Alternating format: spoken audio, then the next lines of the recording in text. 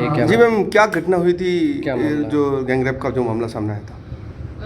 कल रात को एक नाबालिग लड़का लड़की लगभग उम्र 17-18 साल वो अजमेर से जोधपुर की तरफ आए थे बस से।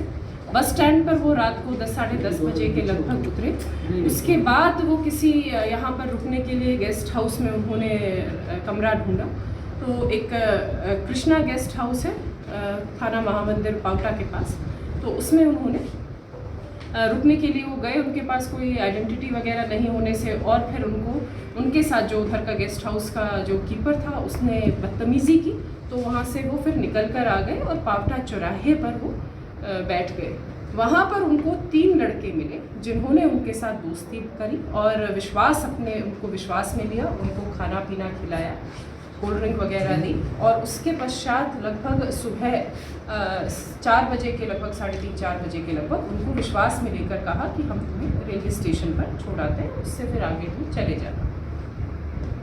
उसमें वो जब पैदल जा रहे थे तो उन्होंने कहा कि यहाँ सामने पुलिस मिल सकती है, तो जो रेलवे लाइन है अपनी जो पावटा से हम नई सड़क की तरफ जाते हैं, तो उसमें रेलवे लाइन के साथ साथ चले और फिर अंदर कच्चे रास्ते से वो ओल्ड कैंपस, जो JNU का ओल्ड कैंपस है, उसके हॉकी ग्राउंड में ले गए। वहाँ पर उन्होंने लड़के को बंधक बना के और लड़की के साथ जो गैंगरेप है वो घटना कारित की। इसके पश्चात जब वहाँ पर ये सुबह 5-1 बजे तक वो मॉर्निंग वॉक के लिए कुछ आमजन आ जाते हैं, तो उनके आने की वजह से वो लड़के भाग खड़े हुए। तुरंत उन्होंने पुलिस में सूचना की।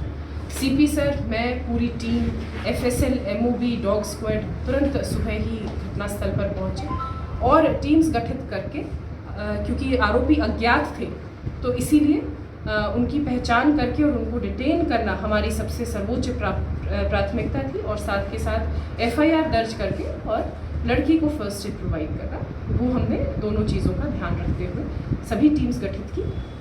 हमें जो कुछ एक बेसिक पुलिसिंग, हमारी जो हार्डकोर पुलिसिंग होती है और तकनीकी सहायता से हमने एक का पता लगा लिया, आइडेंटिफाई कर लिया और फिर जब हम उसको पकड़ने के लिए वहाँ पर वो भागने लगे और बड़ी मुश्किल से हमने उनको गिरफ्तार किया। इस दौरान गिरने से उनके तीनों के पैर टूट गए और उसके पश्चात अब उनको हॉस्पिटल में उनका प्राथमिक इलाज करके अब उनकी गिरफ्तारी की जो प्रोसेस है वो जारी है।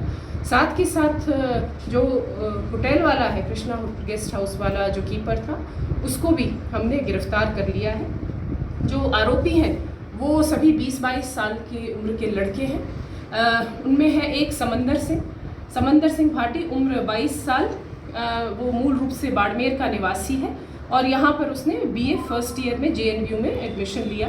दूसरा धर्मपाल सिंह उसका साथी जो ओसिया का है, उसने MA फर्स्ट ईयर में यहाँ पर एडमिशन लिया था अभी फ़िलहाल।